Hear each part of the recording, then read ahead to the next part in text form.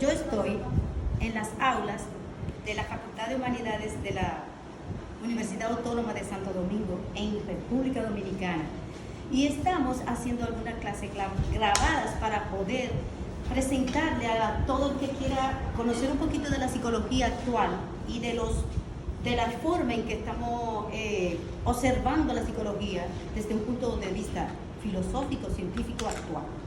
En ese sentido, habíamos escuchado en la clase pasada que algunos filósofos actuales decían que el inconsciente, que es el tema que estamos dando aquí hoy, el inconsciente, o sea, de las partes de estudios que estamos trabajando en el psicoanálisis, hemos estado estudiando el inconsciente, o sea, la forma en que Freud describió una parte de nuestro cerebro que funciona autónomamente o que nosotros no conocemos. Entonces, el filósofo, que ahora no me recuerdo su nombre, pero que es actual y que a mí se me confunde con Yuval. Bayón. Oh, eso es lo que me gusta de esta clase, los estudiantes participan mucho. Bayón. Billón. Ajá. ¿Y el otro nombre? No, Yuval es el otro filósofo que yo estoy también analizando en los últimos días. Pero este Billón. No, Eugene Levin. Eugene Levin, no, él es un Billon Han, ese es el que yo estoy buscando. Gracias, Han. Entonces, Eugene, le voy a repetir un poquito esto, porque siempre hay que repetir los conocimientos para que queden aquí. Eugene Levin, él es el ginecotestra que le dieron un premio Nobel, pero que se lo quitaron porque habló a favor del aborto, en contra del aborto. Pero de eso hace ya unos años, cuando él descubrió el gen, él es genetista, pues también tiene que ver con el gen 23, que es el que describe el síndrome de Down. Bueno, entonces, nosotros hablábamos de él por unas explicaciones que estábamos dando en la clase pasada, pero que ahora yo quiero que se enfoquen en lo que sí dice Billon Han. Él habla de que no existe el inconsciente que explicó Freud. Entonces hoy vamos a explicar el inconsciente que explicó Freud, pero también le voy a decir que es que todas las teorías que no impliquen que existen datos desde ahora esta es mi clase, o sea, este es mi libro, esta es mi explicación. Todas las explicaciones del ser humano que no impliquen la especie, yo escribo 4 factores. Usted no puede hablar de conducta humana ni de ser humano sin implicar que hay una especie que te da todos los datos, o muchos datos. Entonces, hay una especie, hay un individuo, hay un individuo. Yo tengo que deletrear muy bien porque como estoy tan rápido se me quedan las teclas. Hay un individuo, hay una capacidad de ser vivo que tú tienes que tomarla en cuenta aparte, o sea, tú no puedes decir, tú eres un animal, tú eres un perro, tú no, porque es que tenemos capacidades de seres vivos que nos hacen ser humanos independientemente de los seres vivos en general, sean animales o lo que sea. Y nosotros somos también una parte de especie, individuo, ser vivo. No. Nosotros somos individuo, especie, ser vivo y ¿cuál es la otra? Esa es mía, mi teoría que se me dio. Bien, yo no la voy a poner ahora o si no, busquen en los libros míos, yo lo voy explicando porque sin esa explicación no se puede tener ninguna. Entonces el inconsciente de Freud. Él dice que en nuestra actualidad, en nuestra vida, no podemos aplicar lo que decía Freud sobre el inconsciente, pero Freud decía que nosotros tenemos demasiados información de la especie, información de los seres vivos, o sea, nosotros tenemos formas que no son de que tú quieres ser así o no quieres ser así, es que simplemente tiene la capacidad de tener, por ejemplo, lo sexual, es que tú tienes la capacidad de tener toda la energía o capacidad sexual, porque necesariamente tiene que verte dentro de lo reproductivo, porque si no existe la reproducción, tú no eres parte de los seres vivos, tú no eres parte de la especie que está buscando que se reproduzca el ser humano aquí en nuestra vida que tenemos. Entonces, esa definición que pone Beyond Harm no es, o sea, excluye estas informaciones, porque él se ubica en la sociedad actual, como por ejemplo que nosotros estamos siendo dominados por la AI o por todas las informaciones, todos los datos que nos están dando desde el internet, todo lo que nosotros tenemos, o sea, como si nada más existiera información desde fuera o desde la sociedad que tenemos ahora en la actualidad. ¿Por qué? Porque si es así, entonces él está desubicándose en la especie, en el ser vivo, y está poniendo solo el individuo que es, o sea, solo como si fuera él, como que nosotros no tenemos ninguna conexión. Y precisamente, el que me faltaba, el otro ingrediente, ya lo encontré. ¿Saben qué? ¿Cuál es?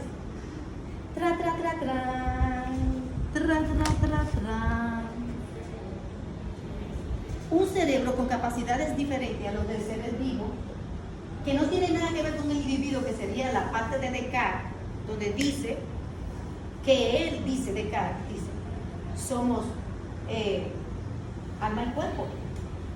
No, nosotros somos un cerebro o con unas capacidades que se pueden ahora estudiar, incluso están haciendo muchas investigaciones donde podemos ver que el cerebro es autónomo, por lo tanto es como una capacidad individual de lo que somos como seres vivos, como especie y como individuos. Entonces el cerebro es autónomo y esa es la parte que me faltaba, así que ustedes lo pueden anotar ahora y ustedes también. Desde mi punto de vista, para explicar todas las conductas dentro del ser humano, tenemos que tener en cuenta que no solo es un individuo, que no solo es un cerebro, pero tampoco es parte de la especie o la especie. Entonces, en ese sentido, Freud se basaba más bien en que nosotros tenemos muchas capacidades como ser vivo en lo sexual, y eso es lo que él está diciendo que es diferente, porque incluso en la actualidad, fíjense cómo estamos, que ni siquiera es para reproducirnos que estamos viviendo. Ahora se dice, tú puedes tener el sexo con quien tú quieras, o no tener sexo, o ser asexual totalmente, o puedes imaginar lo que tú quieras. Eso es lo que se está proponiendo en la vida actual, en el mundo actual, como si la sexualidad no tiene nada que ver con la reproducción. Por lo tanto, eso quiere decir que nosotros no somos ya parte de los seres vivos, porque una de las capacidades de los seres vivos es nacer, crecer, reproducirse y morir. ¿Van entendiendo entonces por qué esa definición de Beyond Harm no entra dentro de lo que es la explicación de inconsciente de Freud? Ahora vamos a ver qué es lo que Freud habla de inconsciente. Freud dice que somos sexuales y somos entes que estamos para buscar el placer, y que el primer placer es lo sexual. En este libro mío, esta chica le vamos a dar su crédito. En este libro mío, El secreto de la mujer, yo explico cómo Freud se equivoca y cree que el placer está antes del sexo. Se equivocó dentro de su propia teoría, él se equivocó. Y te dirá, ¿por qué? Porque no vemos a la mujer como el centro,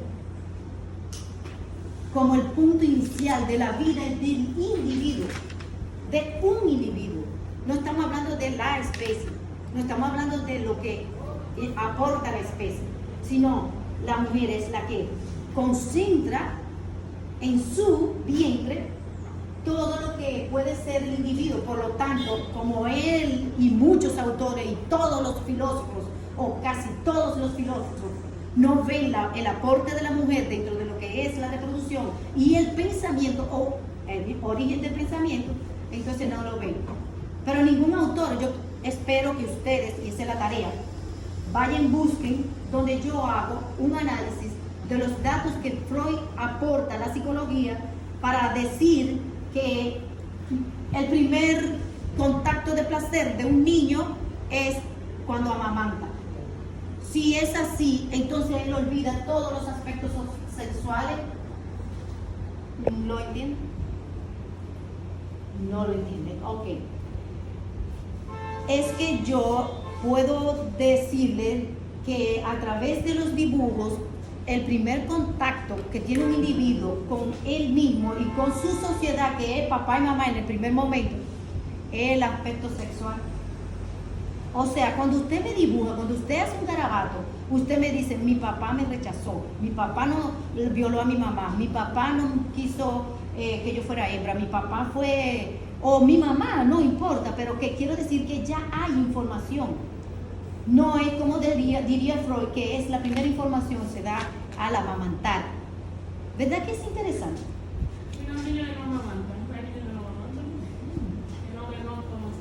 Sí, pero eso tiene una explicación psicológica profunda también. ¿Qué más quieren decirme sobre eso? Yo quiero que ustedes lo busquen. En sí, tiene un análisis donde dice edad cero. Porque entonces, como nosotros no vemos a la mujer, la edad cero es el nacimiento, que es lo que está diciendo Freud. Pero también lo dice Piaget. Por eso nosotros no conocemos nada en psicología que nos indique qué conductas podemos estudiar alrededor del acto sexual de papá y mamá y también alrededor del embarazo con relación al pensamiento que viene. Creo que lo van entendiendo. Entonces, el inconsciente de Freud sí tiene que ver con todo lo que nosotros heredamos. Se me olvidó poner aquí la palabra cerebro, que es el cuarto que yo puse. Cerebro. Y esas condiciones del cerebro tenemos que estudiarlas. En el libro que le enseñé, está explicado por cuentos cómo funciona el cerebro. Yo lo pongo en todos los sentidos. Yo quise hacerlo con cuentos porque es una manera de que la persona que lee el libro científicamente puedan entender lo que se hace con el cerebro para que se dé un pensamiento u otro. Entonces, en ese sentido, comprenden ahora. Eso no quiere decir que yo rechazo a Byung Hun. Al contrario, tengo un gran aporte que coincide con lo que yo he estado explicando desde mi primer libro, que es que él dice, nuestra sociedad condiciona a la persona a que tenga una parte externa de él, externa o negativa, y una parte interna o positiva, lo que indica que va muy acorde con lo que ya yo expliqué en mi segundo libro, que se llama Origen de la personalidad violenta, y que nosotros no podemos estudiar ningún dato de ningún individuo si no sabemos cómo entra o sale. Pero y ya para terminar de la idea de por qué hay que tener en cuenta entrada y salida, esto no lo digo yo, lo dice también Carl Jung, anótenlo. Carl Jung, que es parte del estudio de la personalidad, cuando él estudió el introvertido y el extrovertido, aunque hay datos que yo puedo decirle de otra manera, que le diríamos que le faltaron a Carl Jung, porque si no, no podemos darnos cuenta si es de adentro o es de afuera. Después en la clase, como vamos a estudiar personalidad, vamos a estudiar a Carl Jung. Y otro autor que habla, que estuve en Jamaica presentando la idea de cómo se desarrolla el autoconcepto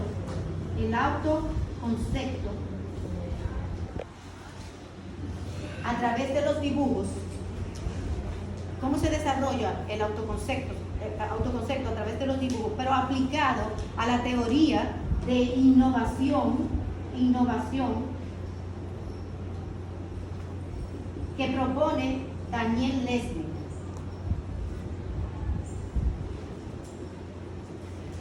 Yo sé que tal vez eso no se entiende mucho, pero es que él propone también que hay que trabajar lo interno y lo externo para que el ser humano en la actualidad pueda comprender la conducta en forma integral de un individuo, y en este caso, él ve al individuo, o yo veo al individuo, como si fuera lo que él habla, un museo. Él habla de la innovación en los museos, y yo fui a presentar una conferencia en Jamaica que hablaba de la innovación de los museos, las bibliotecas y todos los archivos con relación a lo que ha pasado con la pandemia, que ya no sabemos qué hacer, y después de toda esta renovación del internet, las AI, etcétera, etcétera. Después les voy a explicar un poquito lo que habla de la AI, que ustedes no pudieron estar en una conferencia, por cierto, ahora a las 10 de la mañana. A las 10 de la mañana. Pero hay un error. Hay una conferencia sobre AI aquí. Hay muchos filósofos que están trabajando aquí, la AI. AI es inteligencia artificial. Bueno, ustedes saben más que yo de eso, muchísimo más. Pero ¿cómo se aplica la psicología? ¿Cómo tiene eso que va a revolucionar todo lo que nosotros somos como profesionales del estudio de la conducta? Entonces, en ese sentido, creo que tenemos que seguir utilizando el inconsciente de Freud en muchas partes, como por ejemplo, en la represión. ¿Qué es la represión? Eso lo estudiamos en la clase pasada. La represión es cómo entra y se guardan informaciones. ¿Ven por qué es interesante utilizar los mecanismos que explican algunos filósofos actuales para entender lo que sería la explicación de Freud hace ya tiempo en la psicología? La represión sería que nosotros guardamos información y no sabemos cómo sacarla. Y nosotros como psicólogos lo que hacemos es que manejamos esa información para que el individuo la pueda sacar y manejar bien. ¿Qué les ha parecido esta clase? Bien, entonces, quiero que me pregunten qué estudiaron en de Freud y que lo pongamos aquí. Ok, Jesús, dime. Bueno, con relación a las etapas de Freud, con relación también a la teoría psicosexual que ya mencionamos, que, como estaba diciendo, de que Freud definía, o sea, referente a cómo la primera etapa, el niño lo maneja de forma oral, Okay. con la boca, pero Freud incluso le llama como que el líbido se encuentra específicamente en la boca, por eso es que los niños se llevan todo la boca. Bien, él hace referencia a con relación a que el placer comienza desde las primeras etapas de vida. Bien. También dice que la etapa oral de llevarse toda la boca también es como una manera de explorar y descubrir el entorno. Sí, descubrir el entorno. Su entorno es, en ese caso, la forma de descubrir es. ¿Y qué más, Oscar? ¿Qué tiene que decir? Bueno, luego también la etapa, son tres etapas, la etapa anal, sálida y la latente y la gestante. Me gusta mucho que pronuncie bien esa palabra porque los estudiantes muchas veces se equivocan. Es latente. Latente. No latancia. Anótelo por favor, que la gente de ustedes se equivocan. Latancia. Lactancia es amamantar. Latente que está ahí pero no sabe o no se ve ahora. Diríamos es como inconsciente pero se quedó ahí, sin presentarse. ¿Su nombre, por favor? Gladys Esther. ¿Y su apellido? Jesús. Gracias.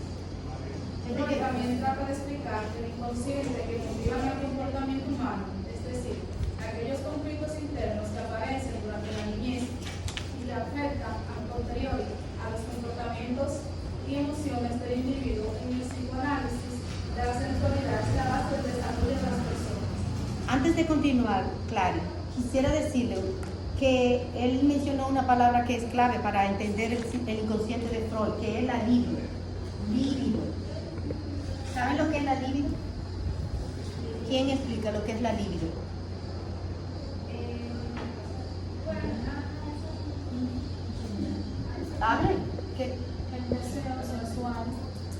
cómo más se puede líbido? Ajá. ¿Cómo más puede ser? Satisfacción, Aquí yo noto que más acuñé de ellos. Dice, es la parte en la que se satisface el deseo, en los que aparecen los primeros impulsos de la mente humana.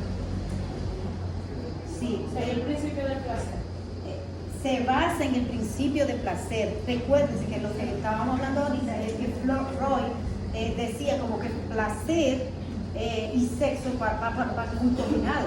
Entonces, la libido es ¿Satisfactoria o traumática. traumática? Satisfactoria. La palabra traumática como que no me llega. Dígame. Dice que para el psicoanálisis, la libido es el impulso fundamental y la fuerza creada por la energía vital y está condicionada por factores hormonales, psicológicos y nerviosos. Entonces, esta definición que ella acaba de decir, recuérdense que yo le dije que el inconsciente de Freud estaba basado en temas que tienen que ver con el ser vivo y con la especie. Y él dice, es el impulso. O sea, como si nosotros fuéramos un animal de la vida que dice, vamos a hacer tal cosa, tú tienes que hacer sexo, en este caso, dígame. Aquí dice que esta energía vital, como usted explica, que mueve el comportamiento humano. Que básicamente ese es el impulso que nos lleva a la. Y ahí es donde se basa que es el principio del placer, porque el placer debe ser una cosa. Exactamente, entonces, ahí es que yo entonces he estado estudiando, esto es mío ya, he estado estudiando que nosotros los psicólogos tenemos que retomar el estudio biológico de los conceptos que tienen que ver con el desarrollo de los seres vivos, porque el ser humano no aplica, eso lo he dicho yo varias veces, y algunos psicólogos no lo entienden todavía. El ser humano no aplica para lo que es el concepto de vida del animal. ¿Qué te dijiste? El concepto de vida que nosotros hemos estudiado, porque nosotros lo que hemos estudiado es la evolución de Darwin y entre otros filósofos, por poner un ejemplo, y como nosotros conocemos mucho lo de que decía Darwin, nosotros hemos venido desarrollándonos desde la célula, sí o sí. La vida inicia con una célula, toda la vida, todo, pero claro está, los grandes científicos biólogos han explicado la vida desde elementos que se van construyendo y que ya al final es una célula y también al final es un órgano y al final es un ser vivo que tiene movimiento, como en el caso ya evolucionado que somos nosotros. Pero aquí además del movimiento, nosotros tenemos una creación aquí que no lo tiene otro, aunque se está poniendo en evidencia que los animales tienen algunos residuos de pensamiento, yo diría residuos. En mi libro, que hoy no lo traje ninguno, porque no quería venir cargada, en mi libro, El aprendizaje de la lectoescritura partiendo del yo explico cómo eso se da a nivel de que los animales pueden aprender, pero no hasta el punto de las decisiones que nosotros estamos tomando. Es más, y ahora menciono que eso es muy interesante. Según las predicciones, y ahora sí estamos hablando de Yuval, las predicciones de él es que la AI van a gobernar el mundo. Y ese es el miedo. Entonces quiere decir que el ser humano vamos a estar abocados a ser el mono. Porque nosotros vamos a estar limitados como el mono ahora. El mono dice, bueno, puedes contar hasta tanto. Nosotros vamos a llegar ahí. Porque las AI van a tener el dominio del ser humano. ¿Lo comprenden más o menos? Yo le llamo a ese proceso inversión. En mi libro tienen que leer la palabra inversión, que está precisamente en los últimos capítulos del libro la enseñanza de la lectoescritura partiendo del yo, donde nosotros podemos darnos cuenta que el pensamiento es una inversión. Lo que pasa en el animal es invertido en el hombre. Apréndanse eso para que puedan darse cuenta por qué una conducta viene, de dónde viene. Si usted practica que hay una inversión, se dará cuenta de por qué viene una conducta. Espero que más tarde lo entiendan, porque eso no lo hemos dado claro. Aquí, díganme. Usted mencionó hace un momento lo de la inteligencia artificial dominando el mundo.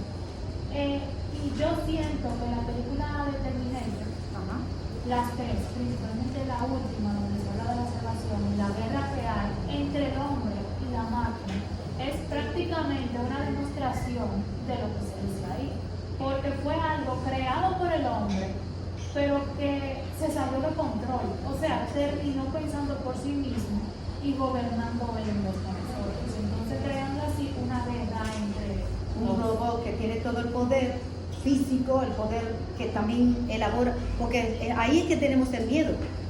Según entiendo, hay muchos miedos, porque el problema es que ya las decisiones las va a tomar el robot. Yuval, que he estado estudiando en estos días, decía que ya las negociaciones de una empresa con otra empresa, no se va a saber si es un robot que está negociando o una persona. O sea, los intercambios de grandes decisiones no lo va a tomar una persona o un grupo de personas. Va a ser el robot que va a tener sintéticamente un pensamiento rápido para decir, mira, esto no conviene, esto sí conviene, esto no va, esto va. Hasta ahí es positivo, quizás, pero habrá momentos en que no. Y ahí es que tenemos mucho miedo, dice Yuval. Es que ella levantó la mano, dime, y después usted. Sí. Si no me equivoco, ya hay un canal nacional donde hay una presentadora que es creada por inteligencia artificial. Y ya Sí, se está así, demostrando así. que la inteligencia artificial está abarcando todo. Todo. Ya no sabemos cuando habla alguien si es una persona real o una persona. Sí, un estudiante me llamó a su. ¿Puedes decir lo que quieres decir para acá? Algo digo respecto a la compañera que yo estaba viendo, que ella dice de la hija, de la joven, que le pregunta cualquier tipo de cosa y ella lo dice y la dice, la presenta. Oye, me hace reemplazar todo, pero... Entonces, no creo que se vaya a reemplazar todo, ni tampoco ellos los grandes que están cuestionando esa, como Yuval, creen que van a reemplazarlo todo, pero sí lo que es mecánico, lo que es repetitivo, lo que tiene que ver con algo que es lo que nosotros hacemos, déjenme decirlo, porque cuando nosotros vamos a un supermercado, incluso ya todo es mecánico. Cuando usted va a otro país, ni siquiera necesita de una contadora que te esté diciendo, mire, gastó tanto, sino te dan, tú entras todo, te pones todo y tú mismo te vas. O sea que no, ya estamos en esa situación donde todos los actos repetitivos del ser humano no pueden ser reemplazados por pero ahí nos queda un reto muy grande a nosotros los que estamos pensando, lo que estamos aportando. Oscar, ¿qué usted quería decir? No, era ya lo que decía, que mucha gente tiene el pensamiento que la inteligencia artificial en algún momento va a llegar a reemplazar ciertas capacidades del ser humano. Exactamente, miren, ahora, ¿entendieron lo de la libido? Que diríamos que no es exactamente sexual, pero sí ese impulso a la vida. Freud se equivocó también en eso, porque, perdón, él lo hizo muy bien, a mí me encanta su forma, aunque yo no comparto todo, pero lo hizo muy bien porque realmente nosotros de por sí tenemos un impulso a la vida. El problema es que nos encontramos con la vida celular, que eso es lo que yo estoy explicando. Otros han explicado como que la vida es primero reptiliana. ¿Qué significa reptiliana? Liam McLean es un premio Nobel, ganó el premio porque describió la vida reptiliana. ¿Ustedes conocen la vida reptiliana? ¿Saben lo que es la vida reptiliana? ¿De qué trata? ¿Cómo vive un reptil? El impulso de vida de un reptil es matar y sobrevivir. Pero, ok, entonces él sigue la evolución y dice, hay un cerebro reptiliano, un cerebro mamífero y un cerebro de la corteza que es el de nosotros. Pero yo entonces digo, a esa descripción le falta una. ¿Cuál? La celular. Nosotros antes de ser reptilianos ya somos celulares. Bueno, aquí estamos escuchando mucho ruido porque estamos en una clase que se da a las 7 de la mañana en el aula de la Facultad de Humanidades y nos toca que están recogiendo las basuras, gracias a Dios y a las personas que lo hacen. Por eso hay ruido. Bien, entonces, no se describe la vida celular, mientras que yo, eso es lo que he estado escribiendo en mis libros, que hay una vida celular antes de la reptiliana o cualquier otra decisión. ¿Qué usted quiere decir?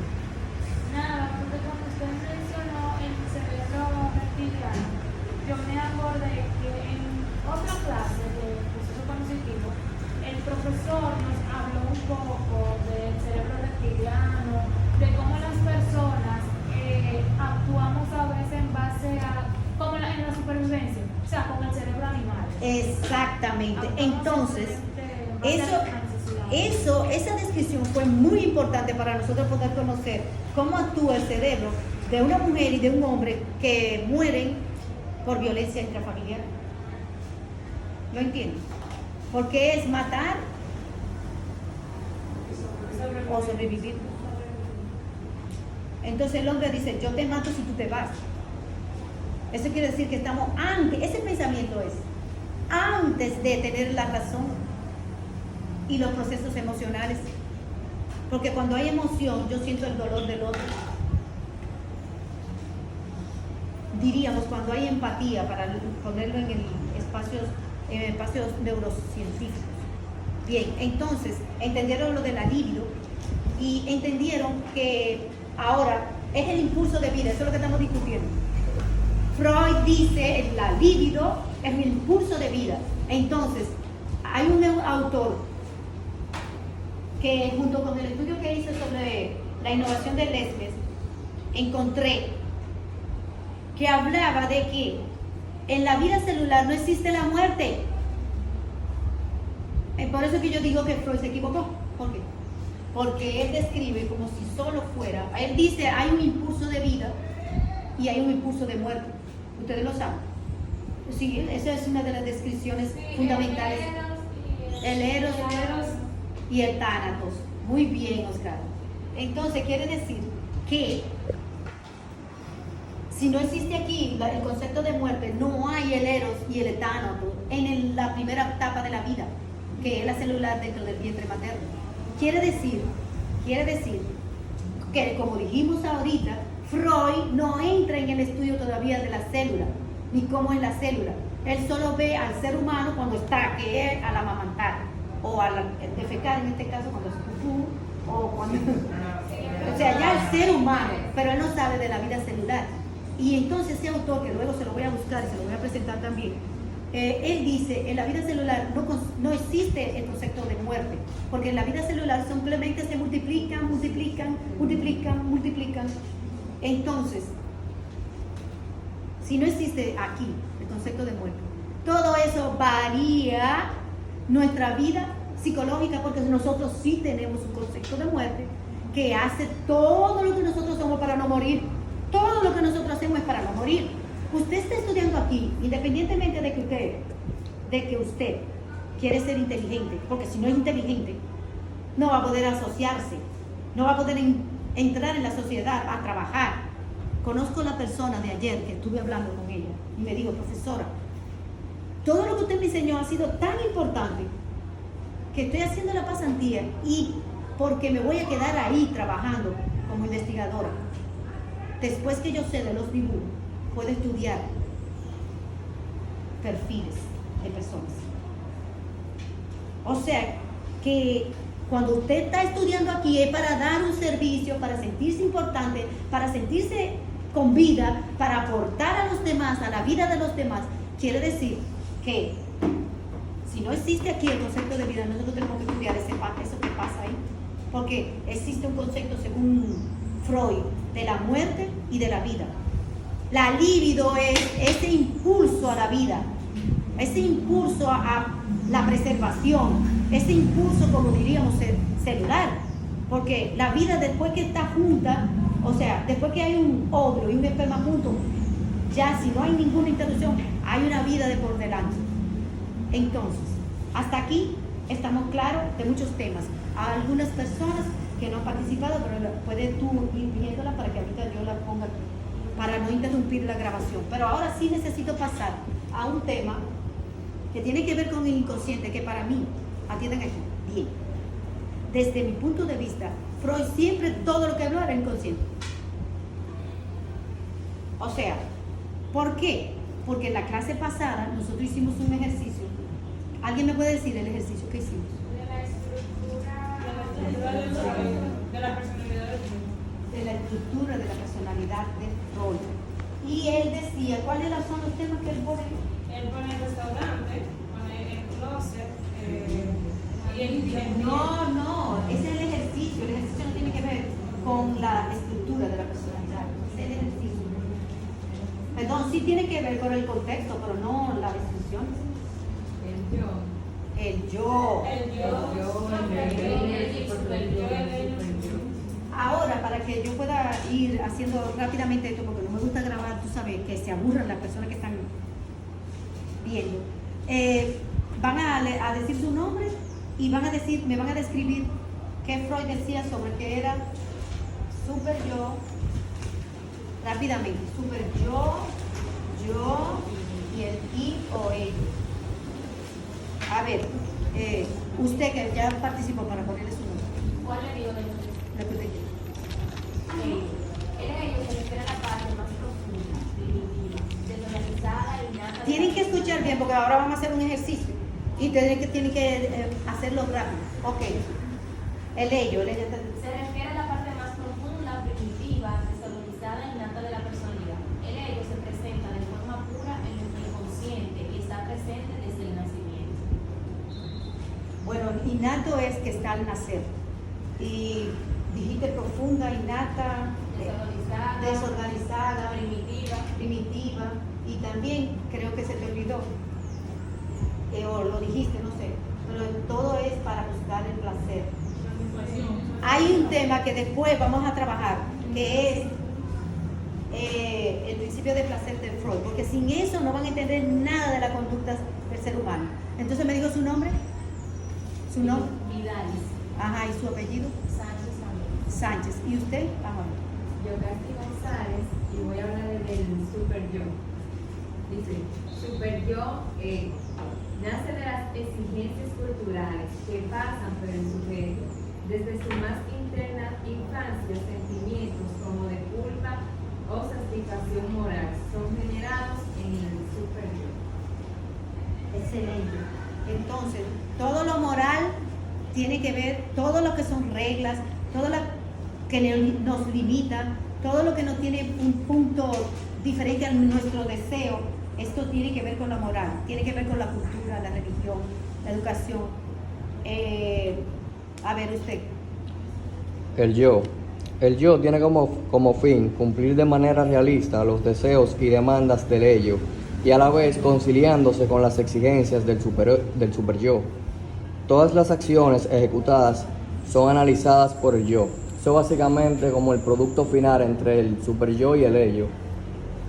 Sí, el yo es el punto intermedio entre todo lo que yo quiero y todo lo que me dicen que no puedo hacer. Recuérdense así como la actitud de un niño, pero eso nosotros lo tenemos igual.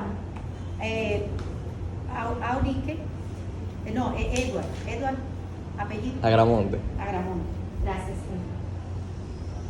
Bien, entonces, ¿quién sigue? Voy a ir así. Allá, dígame. Sí, siguiendo con el yo, dice que está más enfocado hacia el exterior y nos lleva a pensar en las consecuencias prácticas de lo que hacemos y los problemas que puede generar una conducta demasiado desinhibida. Esto hace que se enfrente al ello para aplacar las funciones que emanan de él, para lo cual utiliza los mecanismos de defensa. Muy bien. Entonces, usted. Con el ello, Freud proponía que el ello o id es la estructura de la psique humana que aparece en el primer lugar, a diferencia de lo que ocurre con el yo y el super yo, que está presente desde que nacemos y por lo tanto durante los primeros 2 años de vida es la que manda a lo largo de ese periodo de tiempo. ¿Y su apellido? Mateo Casillas. Gracias. Entonces, por aquí, a ver. El super yo se desarrolla a medida que un individuo internaliza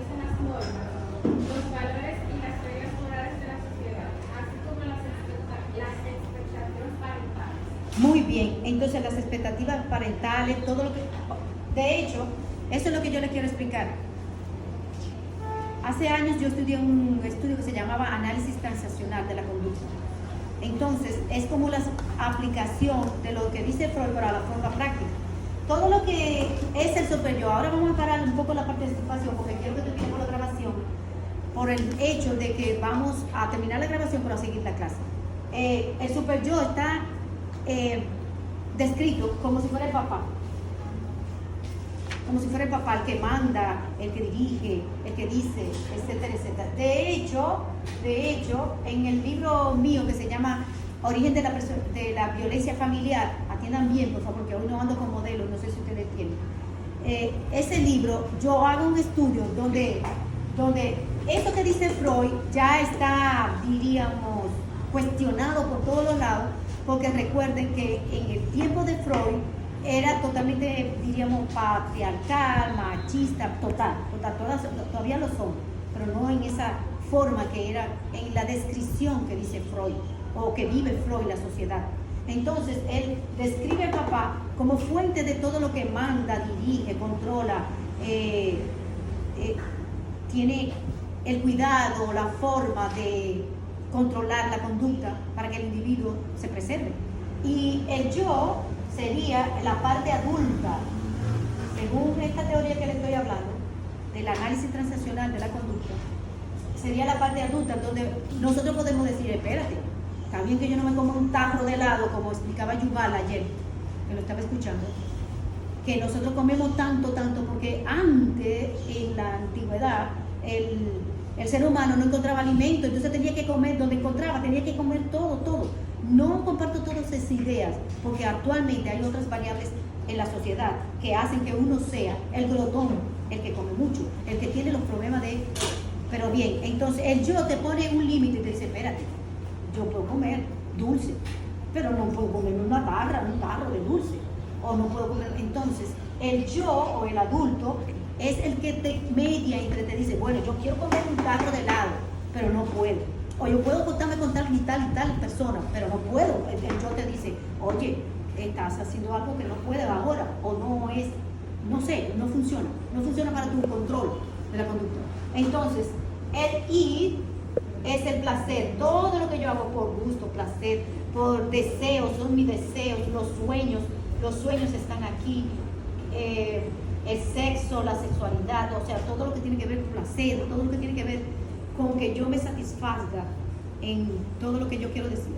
Entonces, una pregunta, el ello viene siendo algo más como interior, porque eso del placer... Es lo más interior, ella lo puso aquí bien claro, es lo más interior porque innato significa que ya está dentro de, es bastante indomable, bueno, esos son los impulsos, son los hechos que nos hacen ser, por ejemplo, violentos y no nos damos cuenta. Todo eso está, por eso es que dice primitivo, porque nosotros no sabemos de dónde viene, como si fuera hablando de lo que hablábamos ahorita de la especie, viene de la especie. Nosotros tenemos muchas conductas primitivas que no nos podemos dar cuenta que son de allá, el hombre neandertal, como dicen los antropólogos, por eso decir. Bien, entonces, entonces ahora el ejercicio consiste, y ustedes lo van a hacer, yo lo voy a hacer primero, porque ustedes se van a dar cuenta cómo nosotros aplicamos esto en la sociedad, en los individuos, en las personas que tenemos que trabajar tan fácilmente.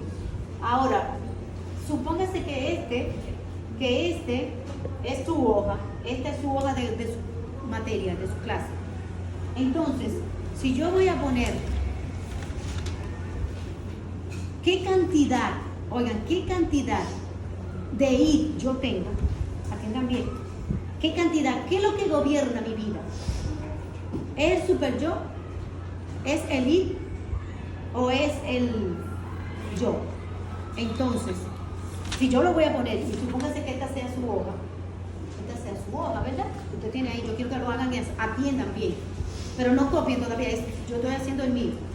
Yo digo que mi id es así, en relación con el yo, que es así, y el super yo usted dirá, "Ah, profe, ¿qué usted está diciendo?" Sí. A mí no me importan las normas, la cultura, o sea, la cultura que me vale como persona, la persona, pero no me presiona ser como el otro quiere que yo sea. Y el yo, porque yo siento que sé mucho. De lo que yo sé mucho. Sé controlar todo lo que tengo que manejar para lograr lo que yo quiero, pero entonces el yo es bastante interesante para mí. Y el ir es enorme porque yo no me detengo con nada. Ahora, olvídense del mío. Piensen y hagan el suyo. Muchas gracias.